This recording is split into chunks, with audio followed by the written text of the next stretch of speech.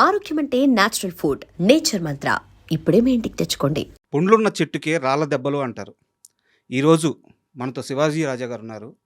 ఆయనకి తగలని రాయి దెబ్బ లేదు ఇండస్ట్రీలో. పడిన ప్రతిసారి నిలబడ్డారు. అయితే ఆయనకి తగిలిన చాలా రాళ్ళలో ఆ రాళ్ళు శత్రువులకి ఇచ్చింది కూడా ఆయనే.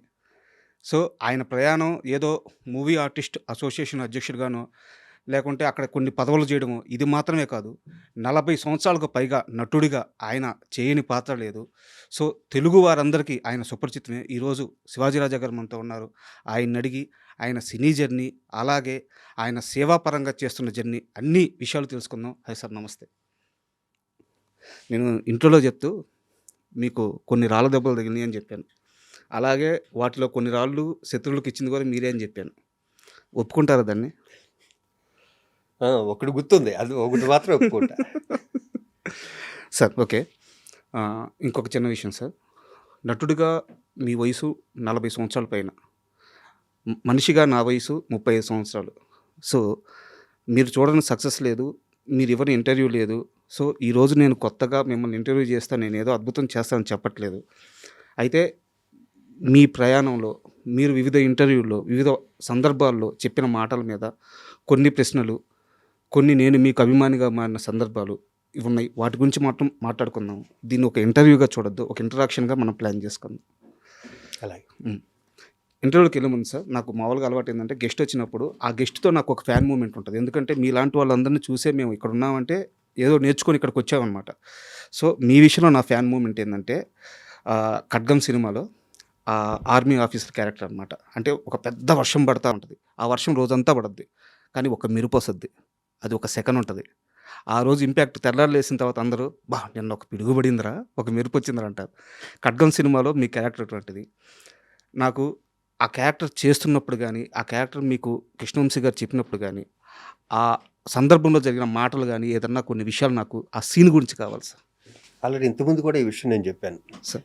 కృష్ణవంశీ సినిమాలో నేను ఇంచుమించు చాలా సినిమాల వరకు నేను మెయిన్ క్యారెక్టర్లు వేస్తుంటా sir.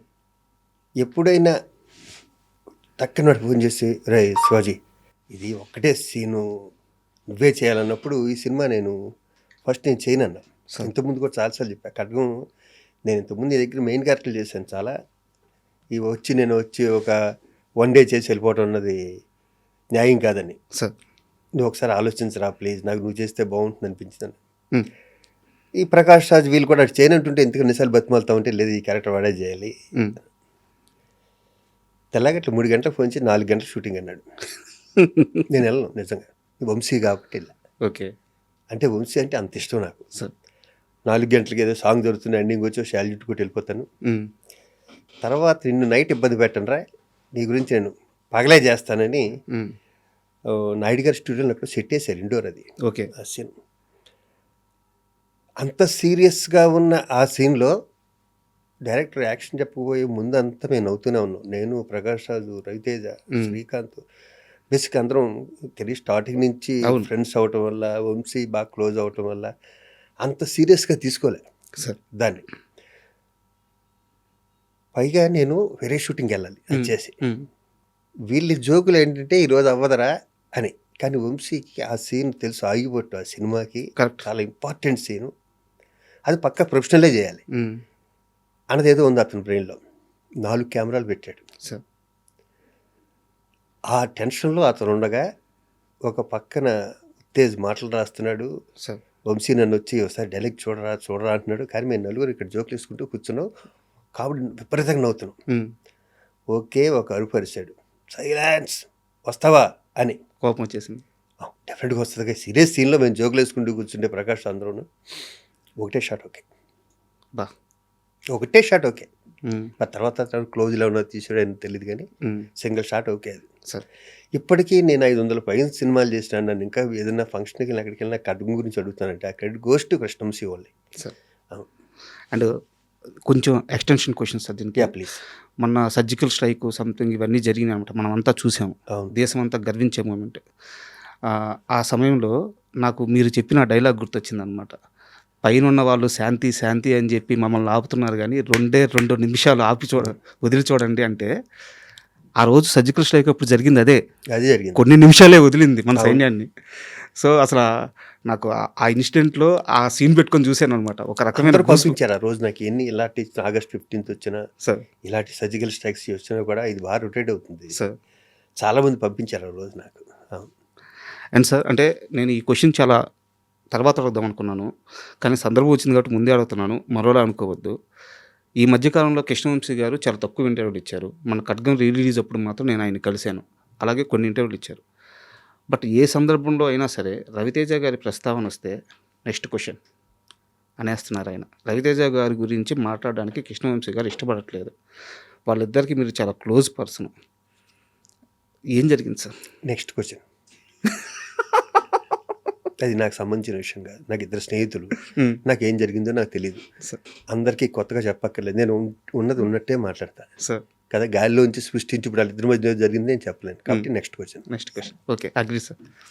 And Amrutham serial sir, Amrutham serial గురించి మీరు చాలాసార్లు చెప్పారు. మేము కొన్ని సంవత్సరాల నుంచి దాన్ని రిపీట్గా చూస్తూనే ఉన్నాము. నాకు ఒకటే ఒక క్వశ్చన్ ఉంది అమృతం సీరియల్ మీద. ఆ సీరియల్ నుంచి నేను బయటకు వచ్చాను, కానీ నా తప్పు లేదు. ఈ ఒక్క స్టేట్మెంటే మీరు ఇచ్చింది, ఇప్పటివరకు దాని గురించి మాట్లాడింది. అసలు ఎందుకు బయటకు వచ్చారు, ఏం జరిగింది అనేది కాస్త వివరంగా కావాలి సార్. అంటే సారీ టు ఇంటరప్ట్ యూ, అంటే ఇది మాత్రం సమాధానం కావాలి. ఎందుకంటే అమృతం అనేది కొన్ని కోట్ల మందికి సంబంధించిన ఎమోషన్. అమృతంలో మీరు మాత్రమే మేము రిలేట్ చేసుకున్న క్యారెక్టర్. సో తర్వాత చాలామంది చేసి ఉండొచ్చు, హిట్టే.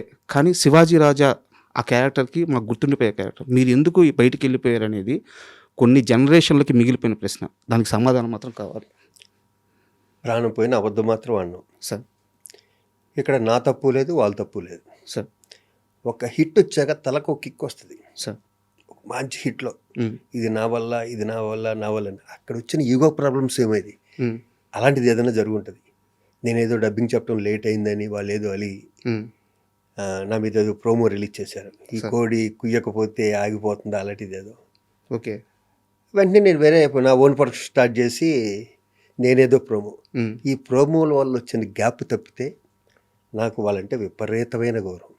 ఎందుకంటే గంగరాజు గారు కానీ, ఆ టీం కానీ, చంద్రశేఖర్ కానీ, దానికి సెంధిల్ కెమెరా, అవును సార్, వీళ్ళంతా టీం, వీళ్ళంతా చాలా అంటే బాగా డెడికేషన్ ఉన్న వ్యక్తులు వీళ్ళందరూ సార్ కదా.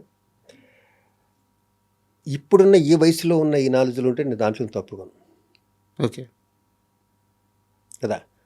ఒక వయసులో ఒక ఎమోషన్ ఉంటుంది, స్పీడ్ ఉంటుంది, బాడీ స్పీడ్ ఉంటుంది. అప్పుడు సినిమాలు బిజీ, ఇది బిజీ, వీళ్ళు అడిగిన డేట్ ఇవ్వాలి, ఇవాళ చెప్పి రేపు డబ్బింగ్ చెప్పేయాలి, ఇలాంటి కొన్ని ప్రెజర్స్ ఉంటాయి సార్. దాంట్లో ఏమన్నా మిస్టేక్ జరిగించో చెప్పకుండా శివాజీ రాజా తప్పు మాత్రం 1% కూడా ఉండదు. షూర్. నేను ఆ తర్వాత నేను అమృతం చూడలే సార్. నేను అమెరికా కానీ ఎక్కడికన్నా వెళ్తే తెలుగు వాళ్ళు కనిపిస్తే, సార్ మాకు ఇది ట్రస్ట్ బస్టర్ సార్, మాకు ఈ పనిలో పొద్దు నుంచి సాయంకాలం వరకు ఉండి ఒక్కసారి ఒక ఎపిసోడ్ చూస్తుంటాను సార్ అంటారు. ఆ ఎపిసోడ్లన్నీ మేము చాలా ఆడతా పాడతా చేసినాయి. నేను కానీ, గుండె హనుమంతరావు కానీ, ఝాన్సీ గారు కానీ అందరం. నేను ఇప్పటికీ చెప్తున్నా, నాలో ఏ ఈగో లేదు. క్రెడిట్ గోస్ టు గంగరాజు గారు, అయిందే క్రెడిట్. కానీ తెర మీద కనిపించే నా క్రెడిట్ కూడా ఉంటుంది. అంతే కదా సార్. నేను ఎంత ఇంప్రవైజ్ చేయగలో దాన్ని చెడగొట్టకుండా. ఆయన నా తర్వాత అబ్జర్వ్ చేస్తుంది అంటే గంగరాజు గారి దగ్గర ఆయన ఏదైనా ఒక డైలాగ్ రాస్తే ఆ ఇంప్రెషన్లో మేము మారుస్తే దాన్ని ఆయన అలిగాడు అన్న విషయం తెలిసేది. ఓకే. నాకు ఆర్టిస్ట్గా నాకేంటంటే నేను ఏదో ఇంప్రవైజ్ చేసాక దీన్ని బిల్డప్ చేసుకుంటున్నాను కదా, 1 డైలాగు 2 డైలాగులో మారిస్తే అది మాకు వచ్చి చెప్తే బాగుండేది, 3వ వ్యక్తి వచ్చి నాతో చెప్పడం ఏంటి అన్నది కూడా నాకు ఫీల్. ఓకే కదా. ఆయన రైటింగ్లోనూ ఆయన దాంట్లో ఆయన గొప్ప, కానీ నా ప్రొఫెషన్లో నేను కూడా గొప్ప. అంతే కదా. ఇక్కడ వచ్చిన క్లాష్, ఈ మధ్యలో వ్యక్తులు ఉంటారుగా, ఎక్కడైనా అంతే సార్. జరిగింది అయితే ఇది. మరి వేరే ఏమన్నా ఉంటే మీరు గంగరాజు గారిని అడగ, నాకైతే ఐడియా లేదు. నేనైతే మర్చిపోయాను.